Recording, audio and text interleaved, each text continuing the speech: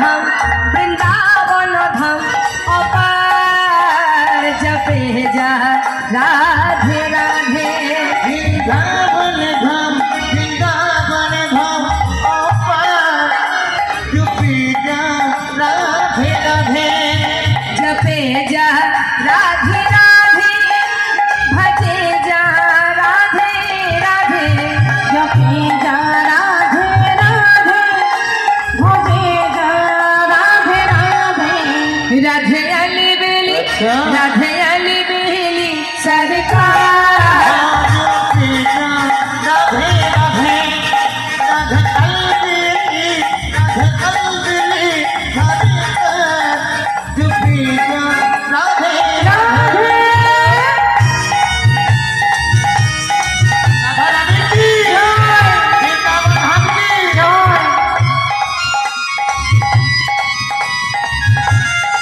राधेश्वर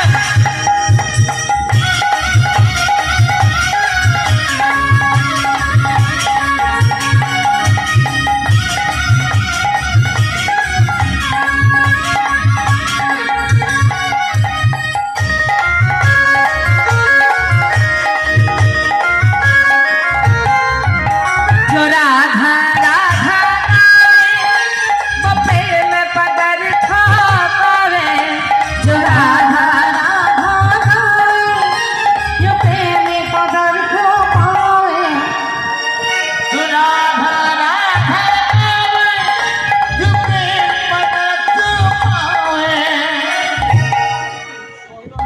কি বললেন না जो राधा राधा गावे অর্থাৎ যে রাধা নাম করবে সে কৃষ্ণ প্রেম অনায়াসে লাভ করবে বুঝতে পারলেন তার মানে একটার সঙ্গে একটা ফ্রি বাজারে যেমন যদি কলগেট কিনতে যান কলগেটের সঙ্গে কি ফ্রি থাকে ব্রাশ ফ্রি না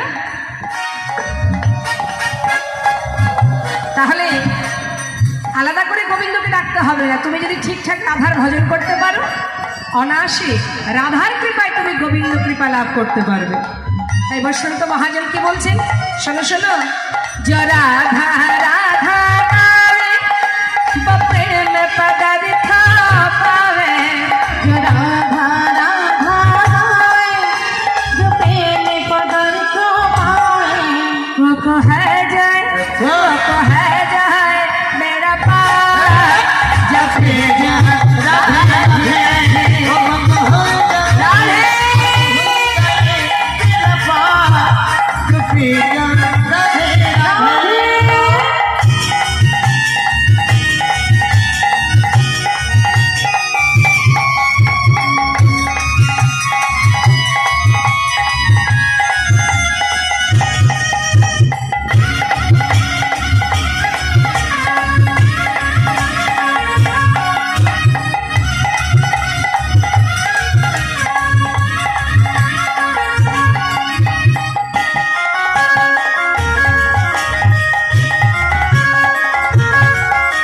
जो राधा नाम न हो तो रसराज बेचारा रोता जो राधा नाम न हो तो रसराज बेचारो रोता जो राधा नाम न হতো রসরাজ বেচারো রত অর্থাৎ রাধা যদি না আসতেন আমার গোবিন্দ বৃন্দাবনে আসতেন না নাহি হতো কৃষ্ণ অবতার जपे जा राधे राधे नहीं हो तो कृष्ण अवतार जपे जा राधे राधे वृंदावन धाम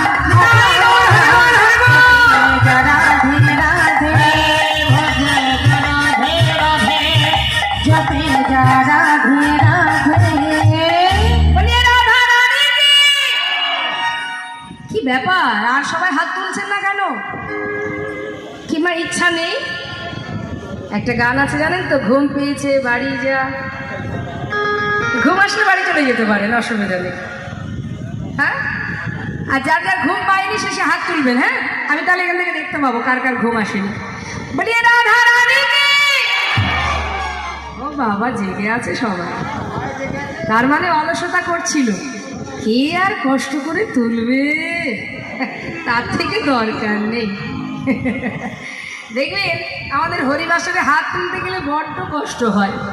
আর সারাদিন বাড়িতে যে ভূতের খাটনি খাটি, হাত দুটোর কোনো রকমে বিশ্রাম নেই, তখন কেউ বলবেও না, ওগো শুনছো, এই যে হাত দুটোর একটু বিশ্রাম দাও, বলবে? সেগুলো তো ওই সংসারের জন্য, আর এখানে যেটা করবেন নিজের জন্য, তাই না? এসেছি যখন যেতে তো হবে। আসার পালা সবার শেষ, লাইনে দাঁড়িয়ে আছি যাওয়ার পালা এখন।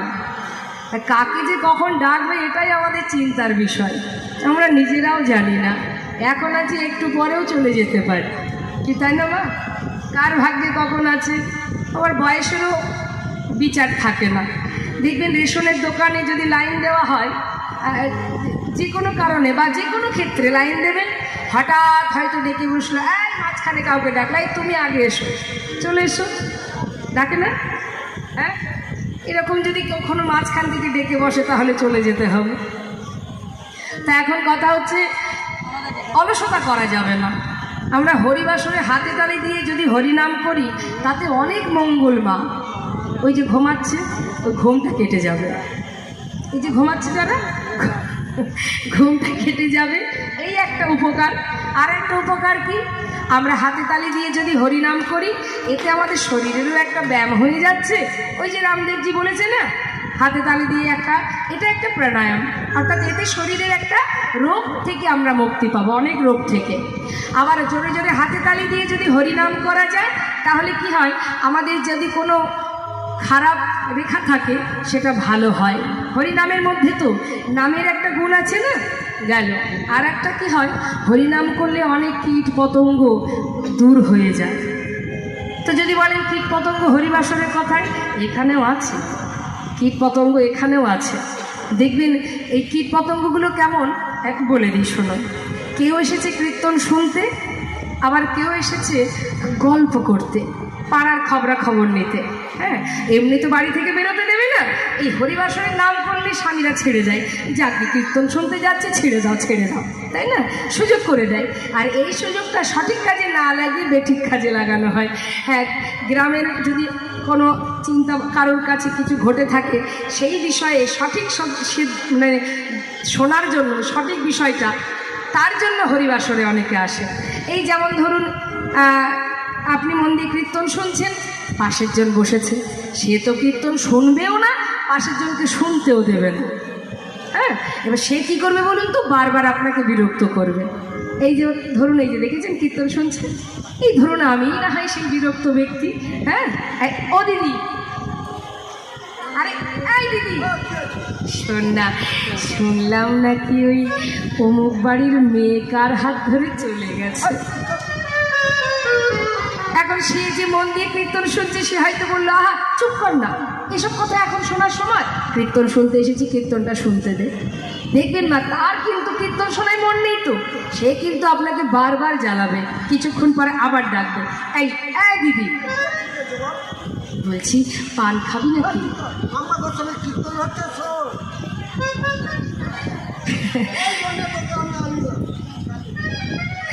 এখন এইরকম বিরক্ত করা মানুষ কিন্তু এই হরিবাসরেই থাকে মা। হ্যাঁ, তা তাদেরকে উপেক্ষা করতে গেলে কি করতে হবে, আপনাকে ওই কৃষ্ণ কথা শ্রবণ করতে হবে, আর দুহাত তুলে ওই নামের সাথে সাথে হাতে তালি দিয়ে হরিনাম করতে হবে, নিতাই গৌর হরিবোল হরিবোল।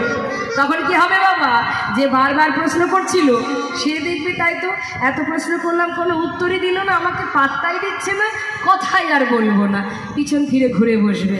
তাহলে এটা একটা উপকার। হ্যাঁ, এই ধরনের কীট পতঙ্গ অনেক দূরীভূত হয়, আবার অলসতা দূর হয়ে যায়। কেমন? তাই সবাই মিলে হাত তুলতে হবে, দু হাত তুলে সবাই একসঙ্গে বলবো আমরা, বলিয়ে রাধা রানী কি, বৃন্দাবনের ধাম কি, বাঁকে বিহারী লাল কি।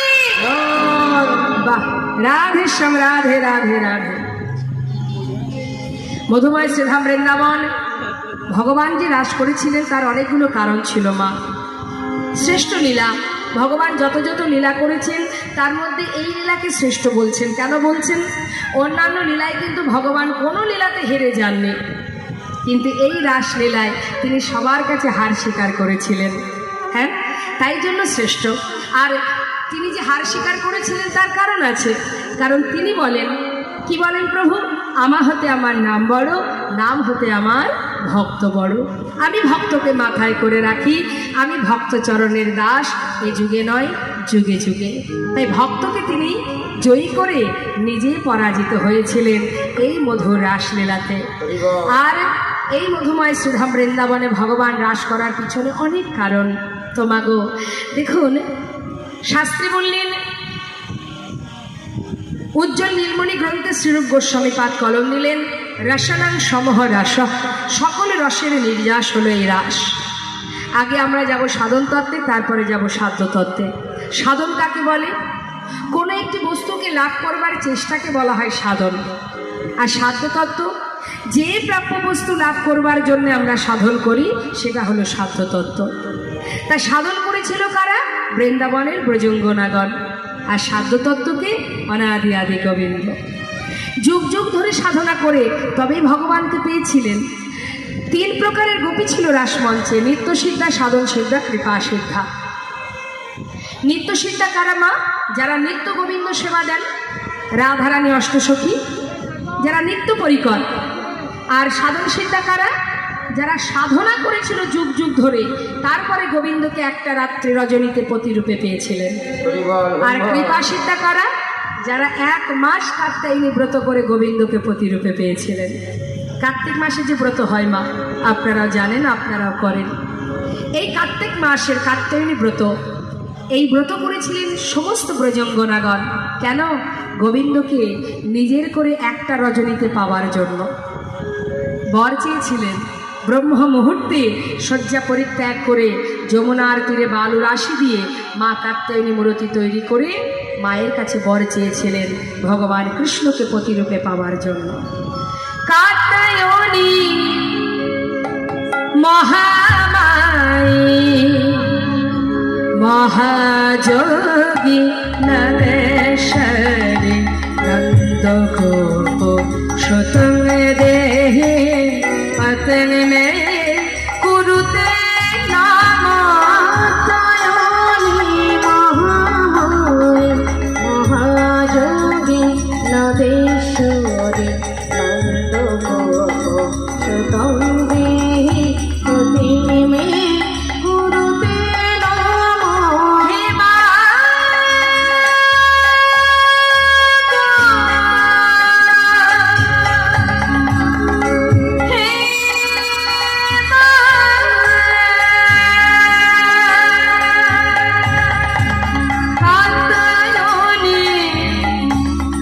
কার্তিক মাসে মা কাত্যায়নী দেবীর ব্রত উদযাপন করিতেন।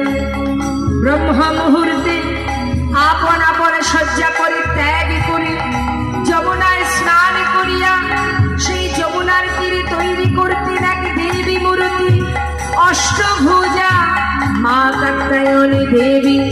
সেই দেবীর চরণে পুষ্পাঞ্জলি প্রদান করে গলে লগ্নে কৃত বাসী সেই দেবীর কাছে চাইলেন তারা বর।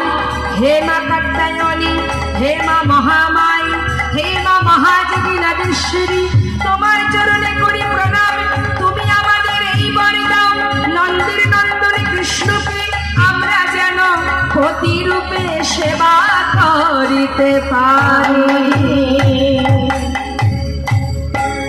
মা কাত্যায়নী তাদের ব্রতে সন্তুষ্ট হয়ে আশীর্বাদ করেছিলেন, তোমাদের মনোভীষ্ট পূর্ণ হবে।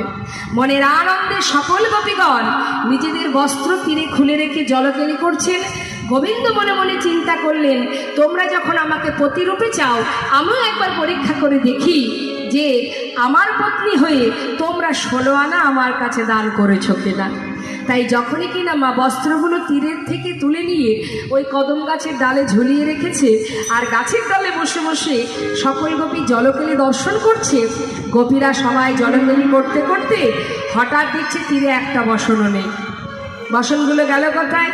একে অপরকে বলছে, আইসই, এখানেই তো খুলে রেখেছিলাম, বস্ত্রগুলো কে নিয়ে গেল? নিশ্চয়ই কোনো রাখাল চুরি করেছে। কোথায় গেল সেই রাখাল? চারিদিকে খুঁজতে খুঁজতে দেখছে কি গাছের ডালে বসে আছে চোরের শিরোমণি। তাড়াতাড়ি করে গোপীরা কি করবে, যার যার এক হাত দিয়ে লজ্জা ঢেকে আর এক হাত তুলে বলে উঠলেন, এই যে চোরের শিরোমণি, ব্রজমাইদের ঘরে নড়ি চুরি করে তোমার স্বাদ মেটে না? করতে এসেছো? দাও আমাদের বস্ত্র দাও। ছি ছি ছি, সকল গোপী জলকেলি দেখছো, দাও বলছে, বস্ত্রগুলি দাও। গোবিন্দ বলছে, আচ্ছা শুধু শুধু তোমরা আমাকে কটু কথা বললে, আমি তো কোনো দোষ করিনি। দোষ করনি? বস্ত্রগুলো ডালে ঝুলিয়ে রেখেছো, আবার তুমি আমাদের জলকেলি দর্শন করছো, আবার বলছো দোষ করনি। সকল গোপীর কথা শুনে গোবিন্দ বললেন, তাহলে শোনো, 1 মাস কাত্যায়নী ব্রত করেছো, আমাকে প্রতিরূপে চাও। আচ্ছা, মায়ের কাছে যখন বর চেয়েছিলে আমাকে প্রতিরূপে পাওয়ার জন্য, তাহলে বলো দেখি, মা তো তোমাদের আশীর্বাদ করে দিল, কিন্তু সবে যখন দান করেছো আমার কাছে, লজ্জাটাকে এখনো নিজের বলে কেন ধরে রেখেছো? যদি সেটুকু দান না করবে, তাহলে আমি তোমাদের পতি হয়ে তোমাদের বাসনা পূর্ণ করব কি করে? নিতাই গৌর হরি বল। যেই না বলা, সকল গোপীর ভুল ভেঙে গেল। সবাই মিলে জলের ভিতর থেকে দুহাত তুলে বলে উঠলেন, হে জগৎপতি, আমার এই দেহ তোমার চরণে সঁপে দিলাম, তোমার দেহ তোমায় দিলাম, শুধু তার বিনিময়ে আমাদের একটা বাসনা, তোমাকে আমরা একটা রজনীতে প্রতিরূপে লাভ করতে চাই। ভগবান বললেন, তথাস্তু, তোমাদের মনোবাঞ্ছা আমি পূর্ণ করব, তবে আজ নয়, আগামী শারদীয়া পূর্ণিমা তিথিতে। হরিবোল হরিবোল। তাই মা, আজ সেই দিন ভগবান যে লীলা করলেন, শুধু যে গোপীদের বাসনা পূর্ণ করার জন্য রাস করেছিল তা কিন্তু নয়। কামদেবের খুব অহংকার ছিল। কামদেবের ছিল 5টি বাণ, মদন মাদন শোষণ স্তম্ভন আর চুম্বন। এই 5টি বাণের মধ্যে শ্রেষ্ঠ ছিল মদন বাণ। এই মদন বাণ তিনি যাকে নিক্ষেপ করতেন সেই পরাজিত হতো। তাই ভগবান বলেছিল, কামদেব, তোমার যত বাণ আছে তুমি নিক্ষেপ করবে। শোনো, তুমি ইন্দ্রকে পরাজিত করেছো, তুমি ব্রহ্মাকে পরাজিত করেছো, ভোলানাথকে পরাজিত করেছো, কিন্তু আমি তো এখনো বাকি আছি। শতকোটি গোপিনীকে নিয়ে আমি রাস মঞ্চে লীলা করব। যত বাণ আছে নিক্ষেপ করবে। 1 মুহূর্তের জন্য যদি তুমি আমাকে টলাতে পারো, সেই দিনই আমি জানবো তুমি বড় বীর। তার আগে বড় বীর বলে নিজেকে ঘোষণা করো না। তাই একদিকে মা সকল গোপীর বাসনা পূর্ণ, আর একদিকে কামদেবের অহংকার জন্য, দুইয়ে মিলে ভগবান রাস করেছিলেন। তো আজ প্রভু আমার বেলি অবসানকালে ক্ষীরসর নবনী সেবা করে মায়ের কোলে কুসুম শয্যা পরি ঘুমিয়ে আছে। শারদীয়া পূর্ণিমা তিথি। হঠাৎ গোবিন্দের যে মন্দিরে গোবিন্দ ঘুমিয়ে আছে মা, এদিকে শারদীয়া পূর্ণিমার চাঁদ 16 কলায় পরিপূর্ণ হয়ে যখন সেই বাতায়ন দিয়ে, অর্থাৎ জানালা দিয়ে ওই চাঁদের কিরণ ভগবান কৃষ্ণচন্দ্রকে আলোকিত করেছে, চাঁদের জোছনায় তার ঘুমটা ভেঙে গেছে। আর যখনই ঘুম ভেঙে গেছে, গোবিন্দ আমার, দেখবেন চিলেকোঠা বলি আমরা যেগুলোকে, জানেন তো চিলেকোঠা মানে কি? সেটাকেই বলা হয় চন্দ্রশালিকা। ওই চিলেকোঠায় উঠে আজ গোবিন্দ আমার শারদীয়ার পূর্ণ চাঁদ দর্শন করছে। তা শারদীয়ার সেই যে পূর্ণিমার চাঁদ, সেটাকে দর্শন করা মাত্রই তার মনে হলো কি, এটা শারদীয়ার পূর্ণিমার চাঁদ নয়, যেন মনে হচ্ছে রাধারানীর বদন চন্দ্রিমা। নবকম কময়নুরাগে লালে ডগমগ হয়ে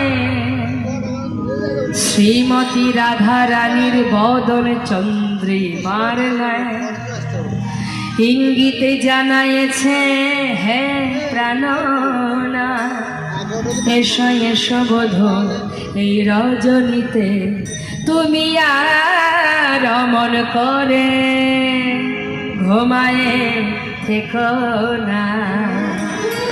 হে যশোদার আনন্দের দুলাল, হে নন্দের নন্দন কৃষ্ণ, রজনী যে বিধা যায়, সকলের বাসনা পূর্ণ করো।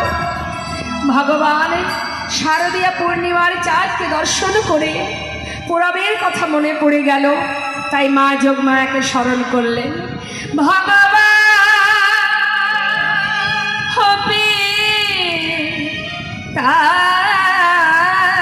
তারাত্রে শারদত ফুল্ল মল্লিকা,